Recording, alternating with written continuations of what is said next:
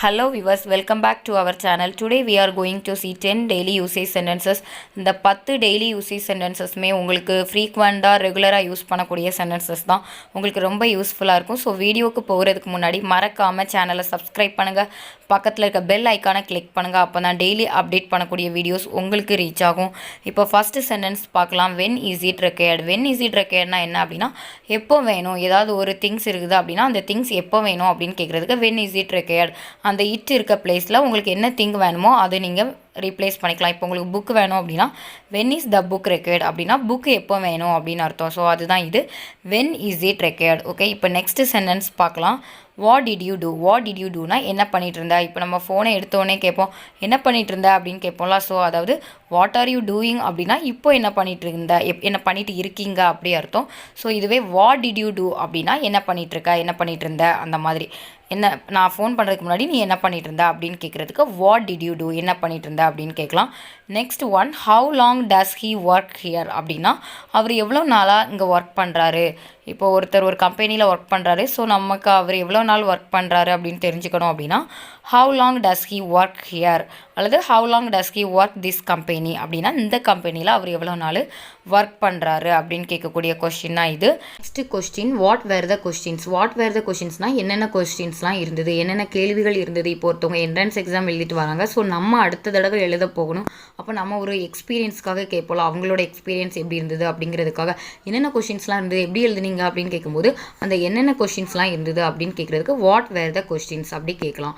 Next one, she is peeping my answer sheet. Peep அப்படின்னா எட்டி பார்க்குறது அப்படின்னு அர்த்தம். இது வந்து ஒரு ப்ரெசன்ட் கன்டினியூஸ் டென்ஸ், அதாவது நடந்துட்டு இருக்க ஒரு விஷயத்தை பற்றி பேசுகிறாங்க. She is peeping my answer sheet அப்படின்னா அவன் என்னோட ஆன்சர் ஷீட்டை எட்டி பார்க்குறா. என்னோட ஆன்சர் ஷீட்னா விடைத்தாள் அப்படின்னு சொல்லுவோம். ஸோ விடைத்தாள் என்னோட ஆன்சர் ஷீட்டை எட்டி பார்க்குறா, அப்படி எட்டி பார்த்தல் அப்படிங்கிறது தான் இங்கே மென்ஷன் பண்ணுறாங்க. Okay, she is peeping my answer sheet. Next one, who sister is she அப்படின்னா அவள் யாருடைய சகோதரி. இப்போது அவன் யாருடைய சகோதரன், யாரோட பிரதர் அப்படின்னு கேட்குறதுக்கு ஹூஸ் பிரதர் இஸ் ஹீ அப்படி கேட்கணும். ஓகே, ஸோ இந்த மாதிரி நீங்கள் ஓனாக சென்டென்ஸ் மேக் பண்ணணும். ஹூ சிஸ்டர் இஸ் ஷீனா அவள் யாருடைய சகோதரி. Next one, keep the pen upside down அப்படின்னா பெண்ணை தலைகீழாக வை அப்படின்னு அர்த்தம். இப்போ ஏதாவது ஒரு திங்ஸை உங்களுக்கு தலைகீழாக வைக்கணும் அப்படின்னா பென் இருக்க பிளேஸில் எந்த திங்ஸை தலைகீழாக வைக்கணுமோ அதை நீங்கள் ரீப்ளேஸ் பண்ணிக்கலாம். ஸோ அப்படி சென்டென்ஸ் மேக் பண்ணலாம். Keep the pen upside down அப்படின்னா பெண்ணை தலைகீழாக வை. அப்சைட் டவுன் அப்படின்னாலே தலைகீழாக வைக்கிறது. ஓகே, ஸோ அதுதான் இங்கே சொல்லியிருக்காங்க, keep the pen upside down.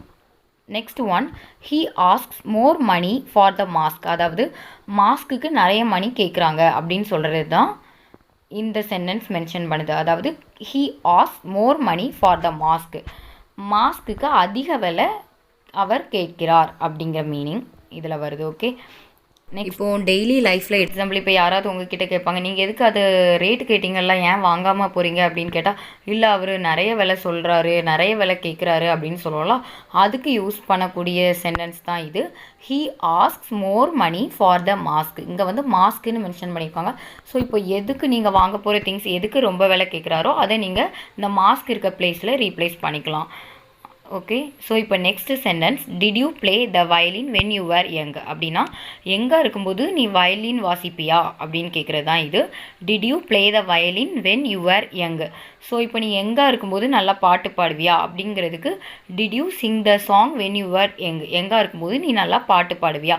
So இந்த மாதிரி நீங்கள் இந்த வென் யூ ஆர் யங் அதை யூஸ் பண்ணி நீ சின்ன வயசில் இருக்கும்போது நீ நல்லா விளையாடுவியா அந்த மாதிரி நீங்கள் நிறைய சென்டென்சஸ் மேக் பண்ணலாம். Next one, which way did she come அப்படின்னா அவள் எந்த வழியாக வந்தா.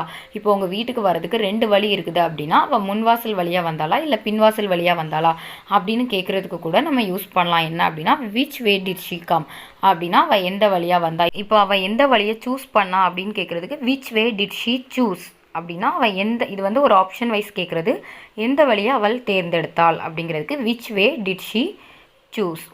That's all friends. இன்னைக்கு நம்ம டெய்லி யூசேஜ் சென்டென்சஸில் பார்த்த 10 சென்டென்ஸும் உங்களுக்கு யூஸ்ஃபுல்லாக இருந்தது அப்படின்னு நீங்கள் ஃபீல் பண்ணிங்கன்னா கமெண்ட் பண்ணுங்கள், லைக் பண்ணுங்கள், ஷேர் பண்ணுங்கள், சப்ஸ்கிரைப் பண்ணுங்கள் அண்ட் மறக்காமல் பக்கத்தில் இருக்க பெல் ஐக்கானை கிளிக் பண்ணுங்கள். தேங்க்ஸ் ஃபார் வாட்சிங்.